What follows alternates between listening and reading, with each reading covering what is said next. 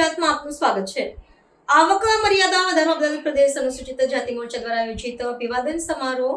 ભાજપ અનુસૂચિત જાતિ મોરચા દ્વારા મુખ્યમંત્રી ભૂપેન્દ્રભાઈ પટેલનું કરાયું અભિવાદન। અનુસૂચિત જાતિના અભ્યાસ કરતા વિદ્યાર્થીઓ માટે પોસ્ટ મેટ્રિક શિષ્યવૃત્તિ તેમજ સરકારની વિવિધ યોજનાઓ માટે 2.5 લાખની આવક મર્યાદા દૂર કરીને 6 લાખ કરવામાં આવતા સમગ્ર અનુસૂચિત જાતિના વિદ્યાર્થીઓમાં ખુશીની લાગણી જોવા મળી રહી છે। ત્યારે ઘણા સમયથી પડતર આ માંગણી સરકાર દ્વારા સ્વીકારાતા પ્રદેશ અનુસૂચિત જાતિ મોરચા દ્વારા ગાંધીનગરના ટાઉન હોલ ખાતે રાજ્યના મુખ્યમંત્રી ભૂપેન્દ્ર પટેલના અભિવાદન કાર્યક્રમનું આયોજન કરવામાં આવ્યું હતું, જેમાં ભાજપના પ્રદેશ અધ્યક્ષ જગદીશભાઈ વિશ્વકર્મા પણ ઉપસ્થિત રહ્યા હતા। આ પ્રસંગે ભાજપ અનુસૂચિત જાતિ મોરચાના અધ્યક્ષ કિરીટભાઈ સોલંકી તથા પ્રદેશ અનુસૂચિત જાતિ મોરચાના હોદ્દેદારો દ્વારા રાજ્યના મુખ્યમંત્રી ભૂપેન્દ્રભાઈ પટેલનું શાલ તથા પ્રશસ્તિ પત્રથી ઉષ્માભર્યું અભિવાદન કરવામાં આવ્યું હતું। આ પ્રસંગે કેબિનેટ મંત્રી ડોક્ટર પ્રદ્યુમ્ન વાજા, દર્શનાબેન વાઘેલા, મનીષાબેન વકીલ, ધારાસભ્યો સર્વશ્રી શંભુપ્રસાદ ટુડિયા, પી.કે. પરમાર, રાજેન્દ્રભાઈ ચાવડા, રમણલાલ વોરા સહિતના મહાનુભાવો ઉપસ્થિત રહ્યા હતા।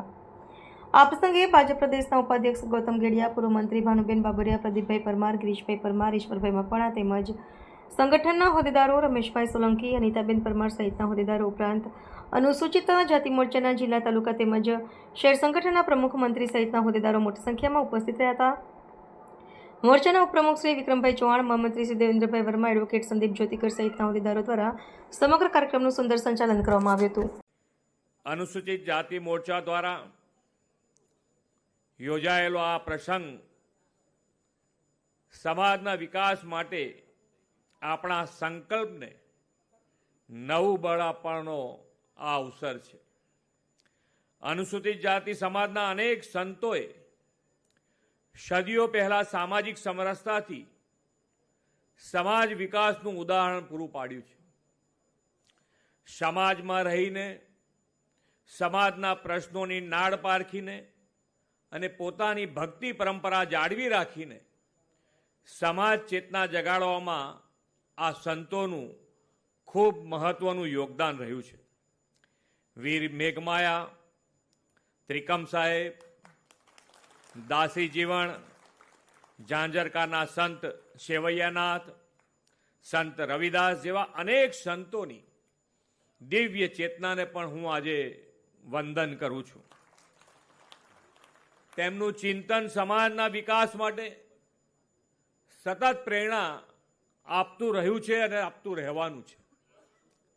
વિશ્વ નેતા અને યશસ્વી વડાપ્રધાન શ્રી નરેન્દ્રભાઈ મોદીએ વિકાસમાં કોઈ પાછળ ન રહે અને વિકાસથી કોઈ વંચિત ન રહે એવો કાર્ય મંત્ર અપનાવ્યો છે।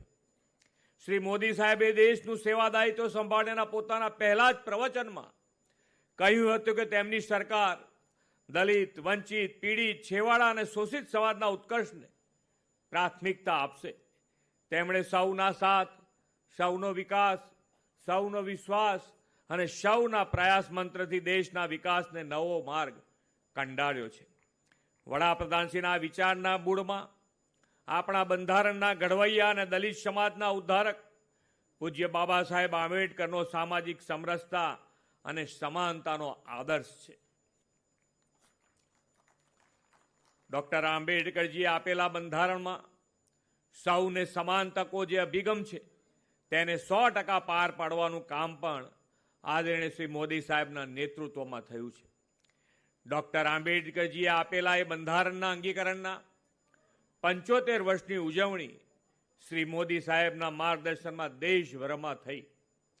ભારતીય જનતા પાર્ટી તો શ્રી મોદી સાહેબના નેતૃત્વમાં વંચિતોને વરિયાતાને ધ્યેય સાથે અંત્યોદય સશક્તિકરણ માટેના ડોક્ટર આંબેડકરજીના સંકલ્પને સાકાર કરવાનો યજ્ઞ આદર્યો છે।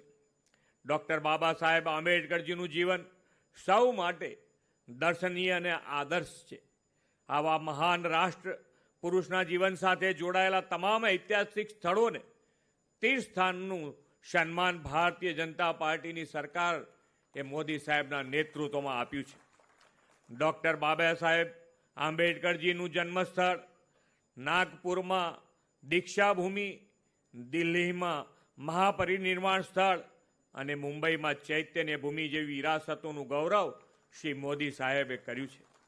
એટલું જ નહીં, અનુસૂચિત જાતિ પર અભ્યાસ, સંશોધન, વિશ્લેષણ અને નીતિ નિર્માણ માટે ડોક્ટર આંબેડકર આંતરરાષ્ટ્રીય કેન્દ્રની સ્થાપના પણ કરી છે. ડોક્ટર આંબેડકરજી હંમેશા કહેતા કે શિક્ષણ જ સમાજને સશક્ત બનાવવાનું સૌથી શક્તિશાળી હથિયાર છે. આદરણીય શ્રી મોદી સાહેબે એ જ વિચારના આગળ વધારતા અનુસૂચિત જાતિ યુવાનોના શિક્ષણ, રોજગારી અને આત્મનિર્ભરતા વધારવા પર ફોકસ કર્યું છે. તેમણે અનુસૂચિત જાતિના યુવાનો પગભર થાય તે માટે ખાસ સ્ટેન્ડ અપ ઇન્ડિયા યોજના અમલમાં મૂકી છે. યુવાનો એન્ટરપ્રિન્યોર બને, સ્ટાર્ટઅપ શરૂ કરી આત્મનિર્ભર બને તેવી દિશા આપી છે. આ યોજના હેઠળ દેશમાં 50,000 જેટલા યુવાનોને 9,000 કરોડથી વધુની સહાય શ્રી મોદી સાહેબની સરકારે આપી છે. મહામહિમ રાષ્ટ્રપતિજીનો વટહુકમ એટલે કે અધ્યાદેશ લાવીને અનુસૂચિત જાતિ અને જનજાતિના વર્ગના લોકોને એમણે મદદ કરી હતી.